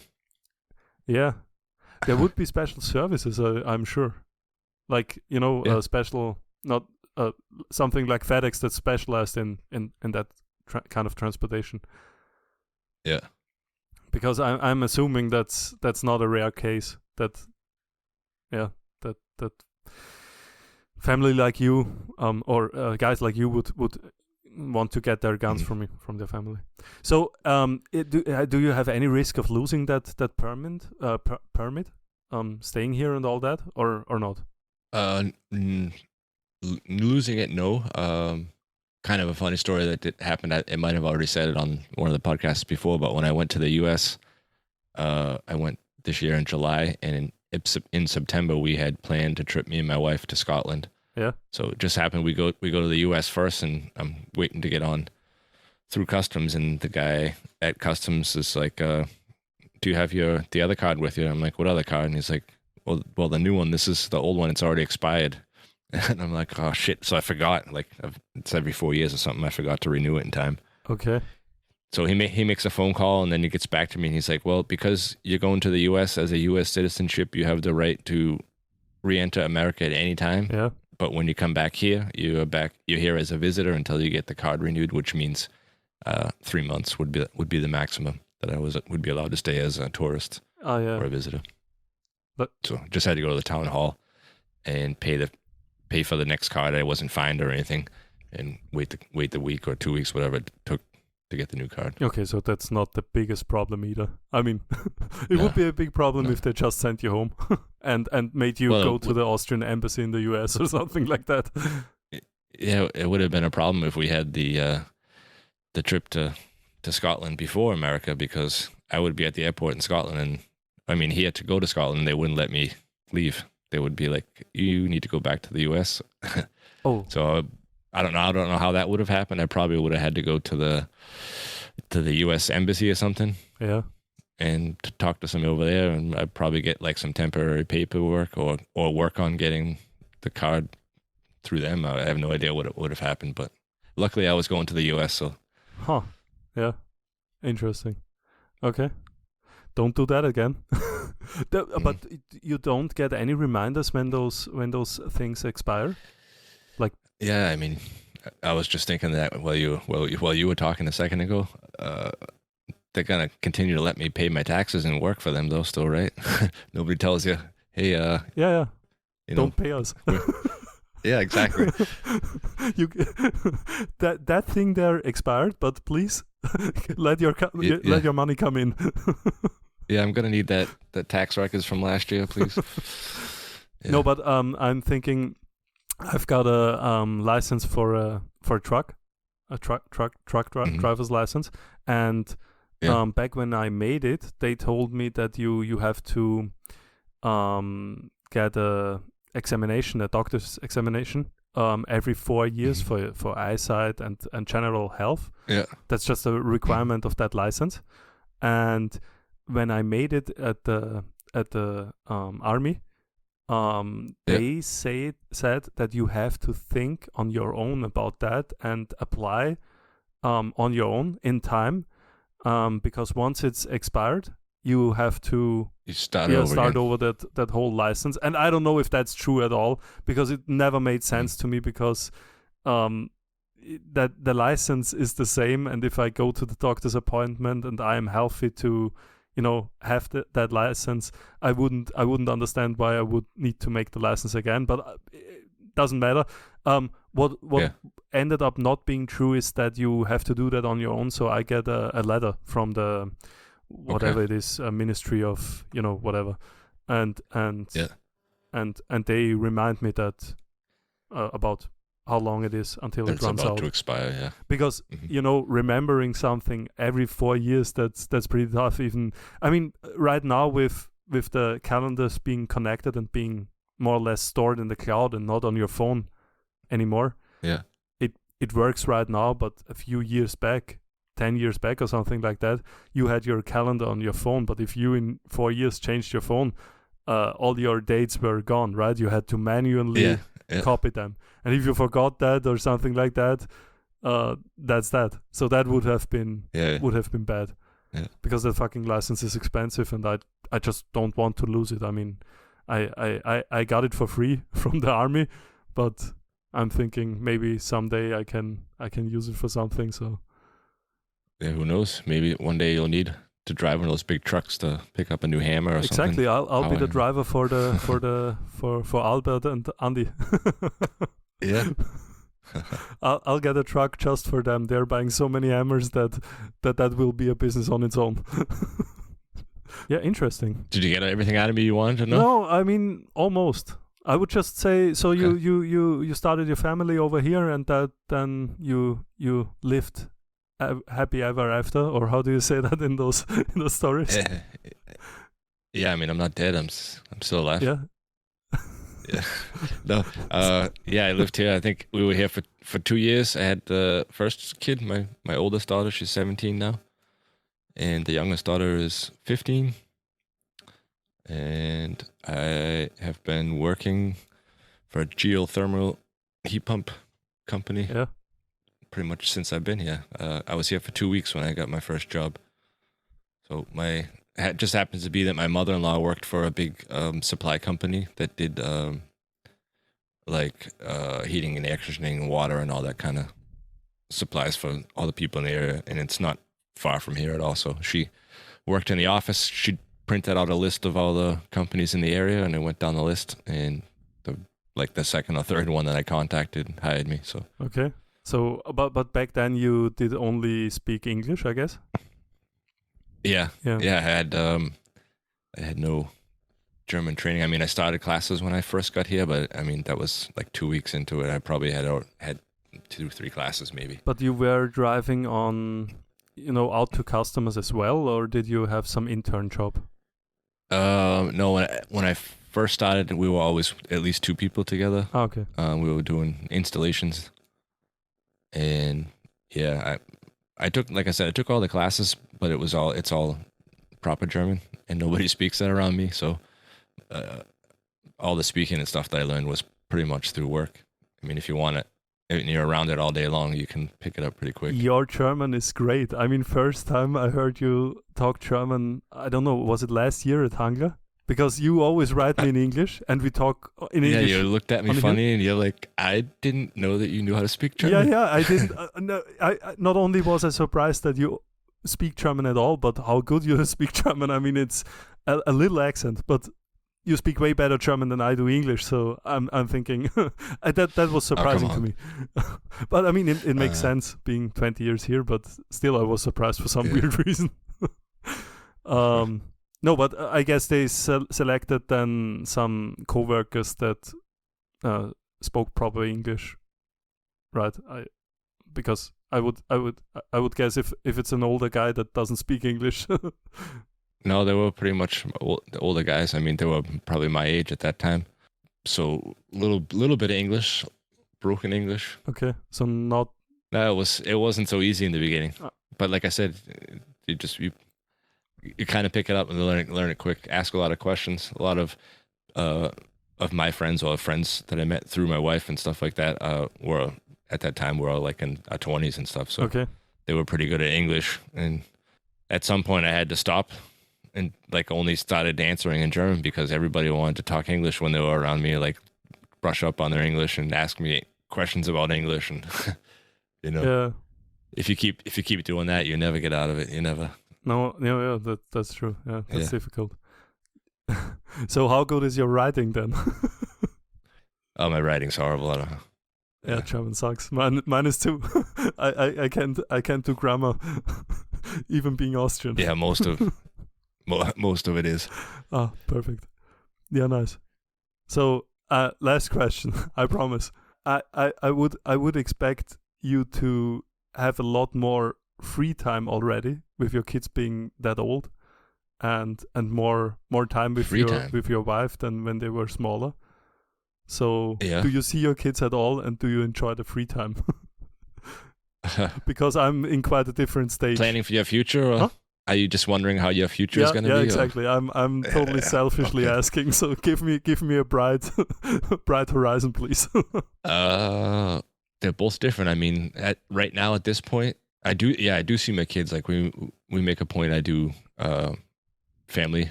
We have a family day or a family date, if you want to call it, that we put together, and we let each week one person picks what they want to do or where they want to go, and we do that at some point during the week whenever we can all pick a day that works out. Because I mean, my wife works, and I have my full-time job and all the stuff I do in the shop and making tools and equipment and all that kind of stuff. You know how that goes. Yeah. And the kids are out with their friends, or one of them's really into fitness and working out. The other one likes to run. Okay. So yeah, like you said, at some point you don't get to see them a lot, and then when they're home, they want to talk on the phone with their friends. I got 3 girls in the house, so yeah. Yeah, you gotta make that time. It's important. No, at some point. Totally. I like that idea. I mean, I wonder when did you start with that? How old have they been? When I started with the family night, not that long ago, maybe maybe like a year ago. I mean, we always tried to do stuff, but if it's hard if you don't make a certain date and just say, okay, we're going to do this once a week. Then it turns out to maybe like once a month. Sometimes it might be 2 months before you guys like finally come together and pick something out. But now we know, okay, you're on this week. You pick the day. Yeah. And then that's what we're going to do. So yeah, I like it. Nice. It's good. Yeah. No, that's a good idea. I mean, otherwise it would just fall apart is too hard of a word, but yeah, as you said, everyone has their schedule, and they will just be gone. Yeah, that's kind of one of the things right now. Moving into my new shop that's not attached to the house is trying to figure out a schedule where you allot shop time, and this is like right now. I know for sure Fridays I don't work at my main job. Yeah.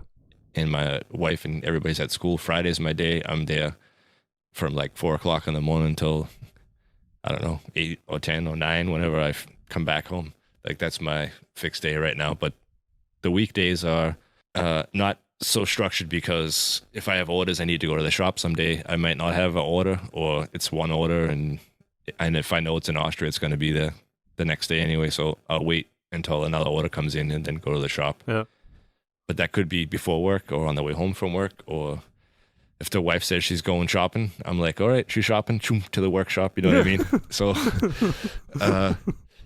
trying to figure out like some kind of a schedule, because I know it would work a lot more for me. I'm like the guy, if I don't have free time. If I have free time, I find something to do.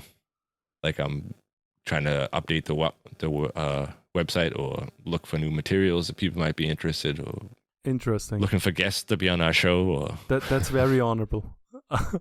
Yeah. I tend to enjoy my free time.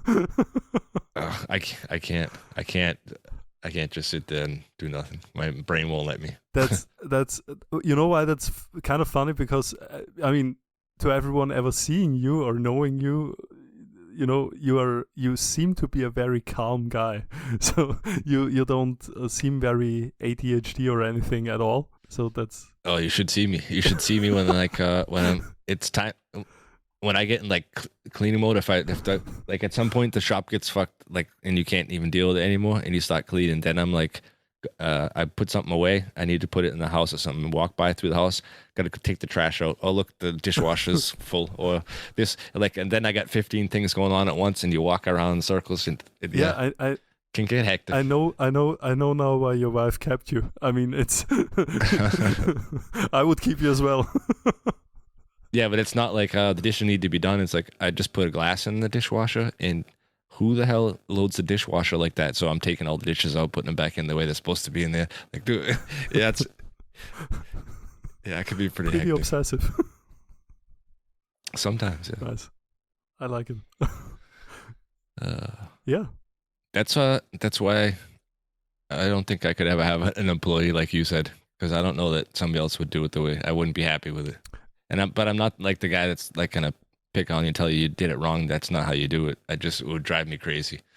I mean, at some point, you think you never would do that? Because I would imagine if you have an employee and then you would be, too kind and all that, I can totally see you doing that, not say anything, but at some point I would imagine that you would just explode, and maybe there would be a lot of friction then, right? Or not?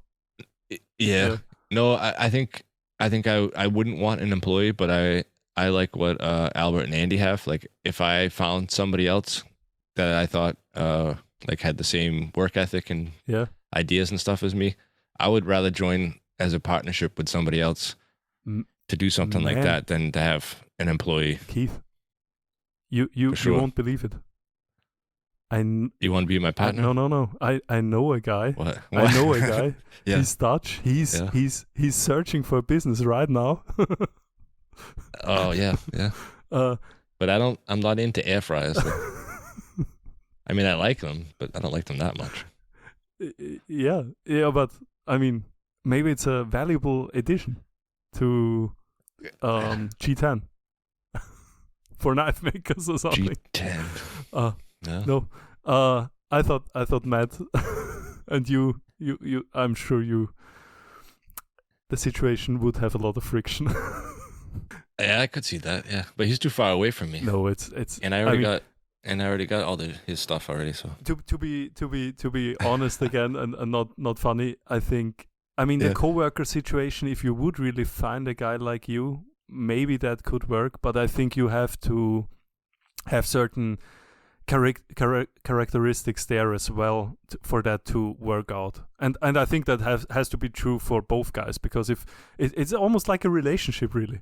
You spend 8 hours plus a day with each other, and then if someone is super dominant and always wants to be right, and the other one is always eating it, then there will be problems overall. And so I think you have to be very self-reflected and self-critical all the time, and I think it's also very demanding overall. So and at the end of the day, you have to have a lot of luck to find that right person that does things like you wanted, and you do things like they wanted.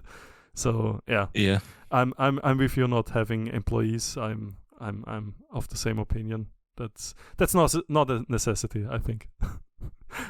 Yeah, but that person doesn't only have to be like the same as you. Maybe they're still doing something knife related that they can bring like their expertise, you know what I mean, to join with you and make your company, or make the company together bigger, because they're good in this part and you're good in that part, and you need to trust, if you can trust each other, and I mean, I think double your customer base and everything. And no, that's true. I think with knife making though, I even the sorry, even the Acre Forge guys, everyone has his own identity and brand. Or if you look at Martin Huber, for example, his coworker Chris,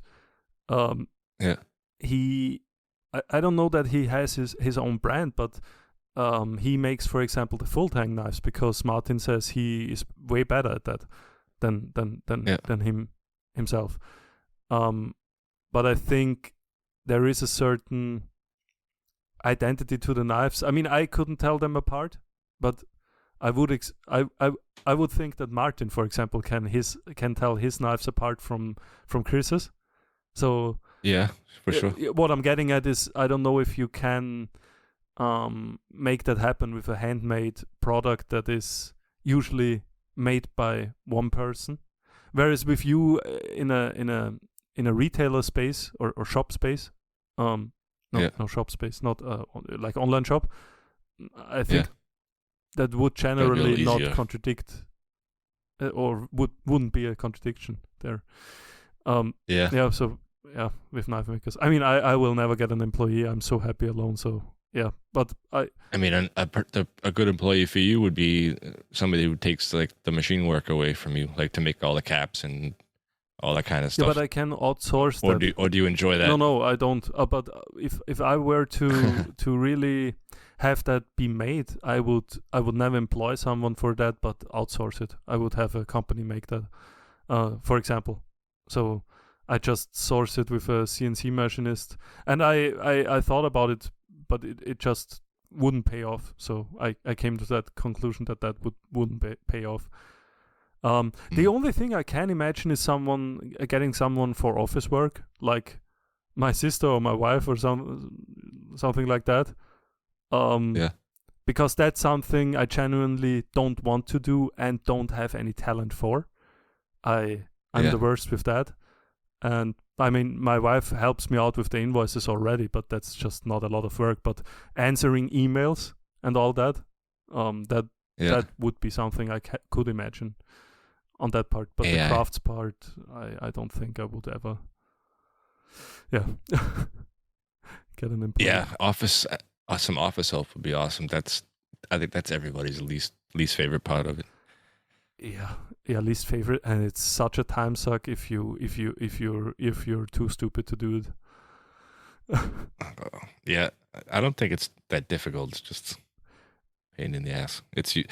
For me, I always see like I could be doing something, that generates income or something more important than you're just working for the town. You're working for Austria so that you can pay them.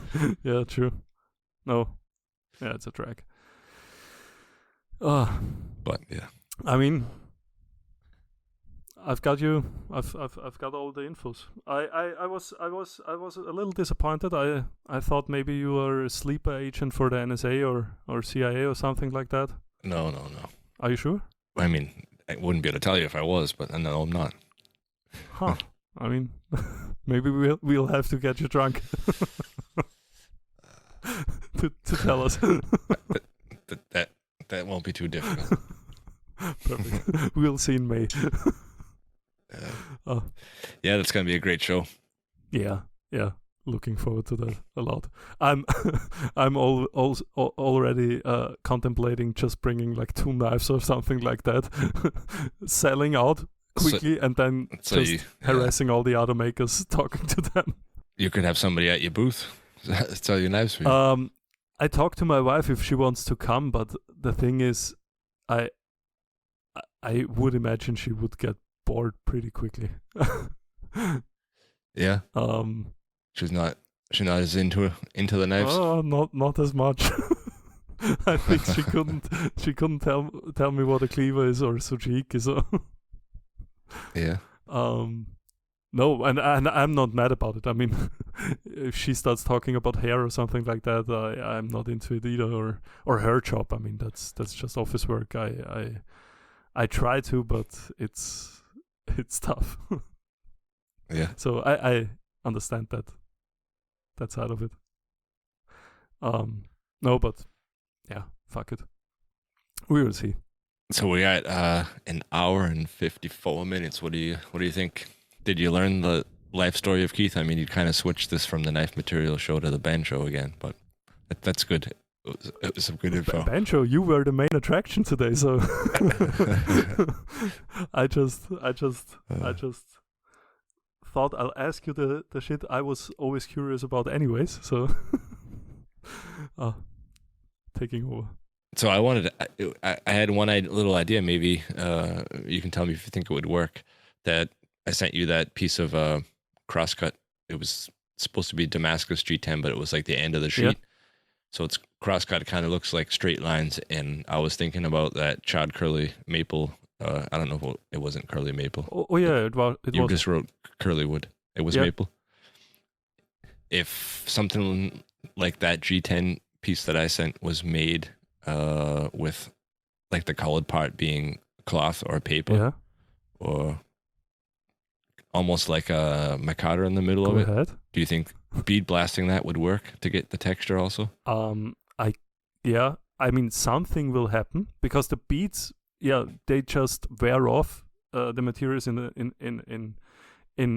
a way, a different ratio. Yeah, in a different ratio depending on the material. The only thing, spontaneously thinking about it, I could imagine that maybe the G10 would could be a problem with the glass fibers maybe being exposed then, but I don't know if that would solve itself by just finishing the handle and wearing those out, breaking it off and smoothing the surface. But I think the idea is pretty interesting because you could really not only have the color change but also have texture to it like deep edge Damascus. That's a pretty good idea. Do you have a material like that? I mean, is that possible at all? I don't have it yet. I would I was thinking about it while I was looking through your page and wondering if something like that was made. I mean, they have like that Sure Touch, I think it's called, that G10 with layers of rubber in it for extra grip. Yeah. I mean, you could probably just try it with that. Have you ever seen that as a block? I've only seen it in scales, but blocks are definitely possible. If you ever get around that stuff in a block in an attractive color, I would be interested trying that. What's attractive?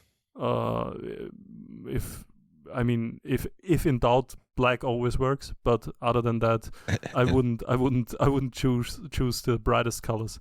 Okay. But to try it, or if no, but the different materials. I mean. Yeah, as you said, you could combine like those linen fabrics or with glass, and that should wear differently. Yeah, but having that produced, they won't make that for just one test, right? I mean, well, yeah, they probably got to get like 10 sheets of it made or something. Yeah, The best chance would be to find something that is already like that, like mixed, two fabrics mixed. Yeah.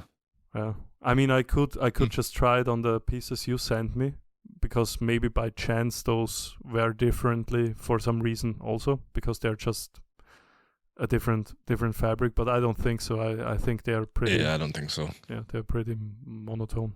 Just a different, like you said, just a different color. Yeah. Same material. Huh. No, but it's a good idea. I mean, could definitely look good. Yeah, to see what we can do. All right, well, thanks again, Ben, for joining us for another great episode, even though the other two guys couldn't make it. Yeah, those lazy fucks. I wasn't here last week, so I can't say a whole lot. Yeah, I wasn't here last week either. I'm sorry. Yeah, that's true. Oh. All right, for anybody who hasn't listened to the last 5 episodes you're on, where can everybody find you? Get one of your awesome award-winning knives. Yeah, newsletter, kamonknives.com, and Instagram, Kamon, what is it, _knives. Are you sure? Underscore? Yeah, I think so. Okay. The line on the bottom, not the line in the middle. Yeah, I'm sure. Are you sure? No, you just sounded a little unsure. So No, I didn't know what the term was for that underline. Oh, okay. Yeah. Underscore. Yeah. All right, then. Thanks again, Ben. We will talk to the rest of you guys next week. Thanks. Bye. Bye.